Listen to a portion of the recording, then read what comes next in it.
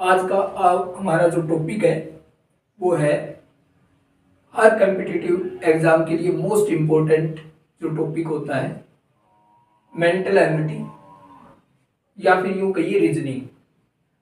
और ये जो रीजनिंग वाला जो भी पोर्शन होता है किसी भी कम्पिटिटिव एग्जाम में, ये बड़ा ही इंटरेस्टिंग टॉपिक होता है और इसमें रेगुलर प्रैक्टिस करने के बाद ही हमें इसमें महारत हासिल होती है।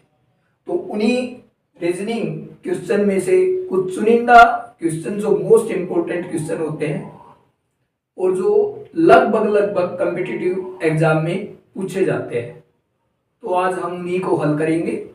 कुल मिलाकर 12 क्वेश्चन हमने सिलेक्ट किए हैं, तो वन बाय वन उनको सरल करते हैं। हम देखते हैं। सबसे पहला जो क्वेश्चन है ये रेशियो से संबंधित होता है।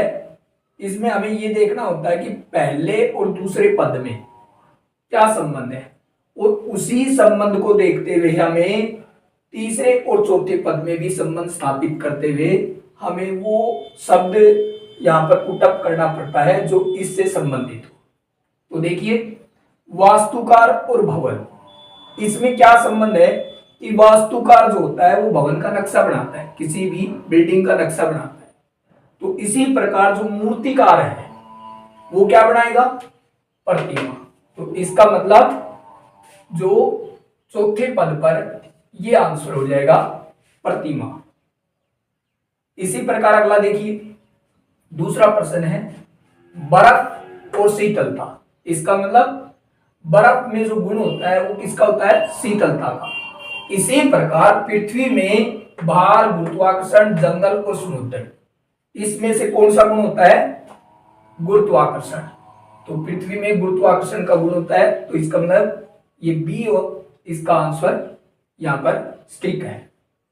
तीसरा क्वेश्चन देखिए, जो अल्फाबेट, इंग्लिश अल्फाबेट है, इनसे संबंधित है। तो इनमें हमें ये तलाश करना पड़ता है कि किस प्रकार से हमें ये अल्फाबेट जचाए हुए हैं और उनमें क्या संबंध है। तो देखिए, यहां पर आर है, यहां पर एस है। तो अल्फाबेट में आर के बाद क्या आता है? इंग्लिश अल्फाबेट में एस। इसी प्रकार ई के बाद क्या आता है? एफ, ए के बाद बी, एस के बाद टी, ओ के बाद पी और एन के बाद ओ। तो इसका मतलब ये हुआ कि हमें नेक्स्ट जो अल्फाबेट है वो इससे संबंधित है। तो इसी प्रकार इसमें देखेंगे टी, टी से अगला क्या आएगा? यू। अब यू इसमें है, इसमें है, इसमें है, तो इसका मतलब ये तो क्या हो गया? ये तो आंसर हो नहीं सकता। अब इन तीनों में से हम तलाश करेंगे। अब देखिए एच है, एच से अगला क्या आएगा? आई। तो आई देखो यहां है, यहां नहीं है, यहां नहीं है। अब आगे जाने की आवश्यकता है नहीं, तो यहीं से पता लग गया कि इसका आंसर क्या है? बी आंसर है। तो इस प्रकार से हम इसको सरल कर सकते हैं। देखिए अगला क्वेश्चन नंबर 4, बी सी, और यहां पर है फिर ई एफ, बी सी और जो डी अल्फाबेट है वो स्किप किया गया है, और जो ये जो अगले दो अल्फाबेट है इनको पीछे से लिखा गया है कंटिन्यू में। तो हमें समझ में आ गया कि बी सी अगले दोनों कंटिन्यू में है और पिछले दो पीछे से कंटिन्यू में है और एक स्किप करके लिखे गए हैं। तो अगला देखिए क्या इसी प्रकार से है? एच आई बिल्कुल ठीक है, और के एल, इसका मतलब सेम हमने जो सोचा है वो सही है। तो अब इसमें भी इसी को अप्लाई करें। अब एक चीज और देखने वाली है इसमें कि यहां पर देखो बी सी डी छोटा, ई एफ और जी छोड़कर फिर अगले से शुरू किया है एच। तो यहां पर भी हम क्या करेंगे? जे के एल एम एन ओ, यहां पी छोटा, क्यू आर, तो हम किसको छोड़ेंगे? एस को छोड़ेंगे और कहां से शुरू करेंगे? टी से। अब टी का देखो ये सभी में टी है, तो यहां से तो नहीं पता लगा कि क्या आंसर आएगा। अब हम तलाश करेंगे जो पहला वाला जो हमने देखा था कि बी सी कंटिन्यू में, तो एस टी यू, टी के बाद क्या आता है? यू। अब यू वाला देखते हैं, तो इसमें एक्स है, इसमें भी एक्स है, इसमें बी है और इसमें टी यू, इसका मतलब ये कंटिन्यू में। बाकी चीज को चेक करने की आवश्यकता नहीं है, ऑटोमेटिकली सही मिलेगा क्योंकि बाकी तो यही खत्म हो गए थे तीनों ऑप्शन।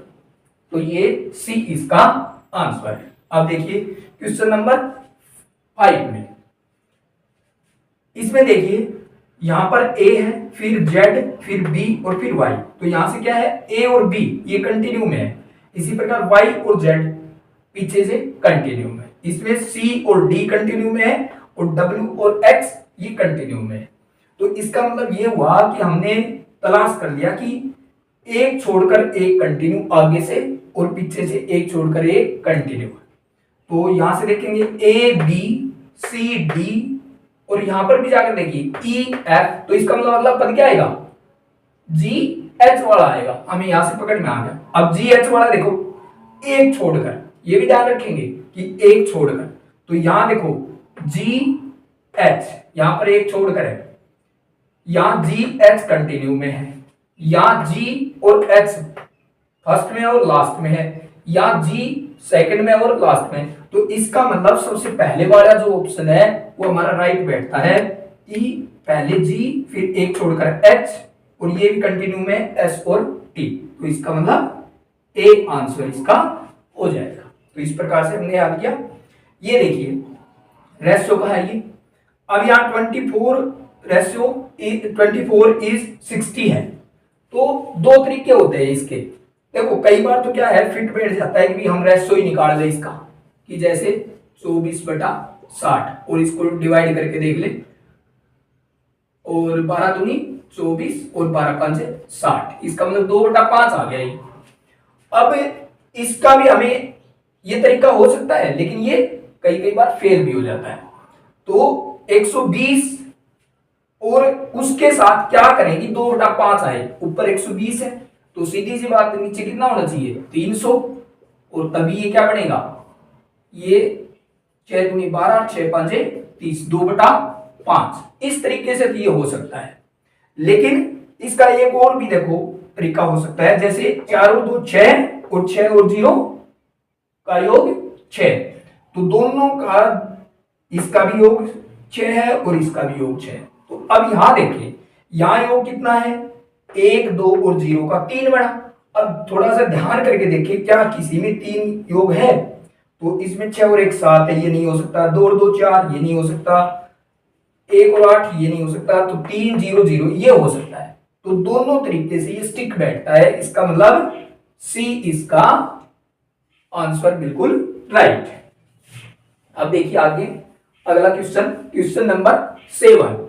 अब क्वेश्चन नंबर 7 को हम करते वक्त इसमें हमें 2 अल्फाबेट दे रखे हैं इंग्लिश के, एम और ओ, और फिर इनका नंबरिंग दे रखी है। अब ये हमें नंबरिंग तलाश करनी पड़ेगी कि भाई एम और ओ की जो नंबरिंग है वो कैसे है। तो एम, अब हमने ये लिख के देख रखे हैं। तो एम देखिए यहाँ पर 13 पे है, तो यहां से थोड़ा सा हमें आइडिया मिलता है कि हाँ हो सकता है कि ऐसे हो कि एम 13 पर, ओ 11 पर। अब देखिए ओ जो है वो तो कितने पर है, आगे से अगर ए से शुरुआत करते हैं तो 15 पर है, और पीछे से शुरू करते हैं तो 12 पर है। तो हो सकता है कि 11 पर हो सकता है कि आइडिया कर लिया कि भाई इसमें से 4 घटा के लिख दिया गया, ये वाला हो सकता है मे बी। तो अब आगे हम चेक करेंगे वास्तव में वो हमारा बनता है या नहीं ये आइडिया। अब देखिए एच है, एच है कितने पर, एच है हमारे पास कंटिन्यू में 8 पर, और 8 इसमें ऑप्शन है कहीं, हाँ है ये रहा। और जे, जे है हमारा कंटिन्यू कितने पर, 10 पर। तो अब इसमें से हमने क्या किया था, 4 घटाए थे, तो 10 में से 4 घटाएंगे तो 6 बचेगा, लेकिन यहाँ कितना है 10 है। तो इसका मतलब ये हमारा जो आइडिया है ये स्टिक नहीं है। तो इस प्रकार से हमें ये अपना माइंड लगाना पड़ेगा कि किस प्रकार से ये। अब थोड़ा दूसरा तरीका देखते हैं। एम 13 पर है, तो एम 13 पर है, तो ये वाला आइडिया तो आगे वाला तो कामयाब हुआ नहीं, पीछे वाला देखते हैं। तो ये है पीछे से, जब जेड से हम इधर नंबरिंग करते हैं तो ये 14 पर है, तो इसमें से इसने 1 घटाया 13 हो गए। और ओ है, ओ कितने पर है, पीछे से 12 पर, तो उसमें से 1 घटा दिया तो 11 पर। तो ये वाला स्टिक बैठ सकता है। देखते हैं फिर आगे। एच इसी प्रकार पीछे से 19 पर है, तो 1 घटाएंगे तो 18, तो देखिए 18 ये रहा। इसी प्रकार जे है, तो जे 17 पर है, तो इसमें से 1 घटाएंगे तो 16, तो इसका मतलब बी इसका राइट आंसर हुआ। ये इसका राइट आंसर है। उसके बाद आइए हम ये वाली जो सीरीज है, इस सीरीज को कंप्लीट करना होता है हमें, यानी कि ये वाले जो आंसर दे रखे हैं इनमें जो भी हमारे पास ये खाली स्थान है इनमें ये जसाए जाए और इनकी एक सीरीज बन जाए। ये इस प्रकार के क्वेश्चन होते हैं। तो इसमें जब हम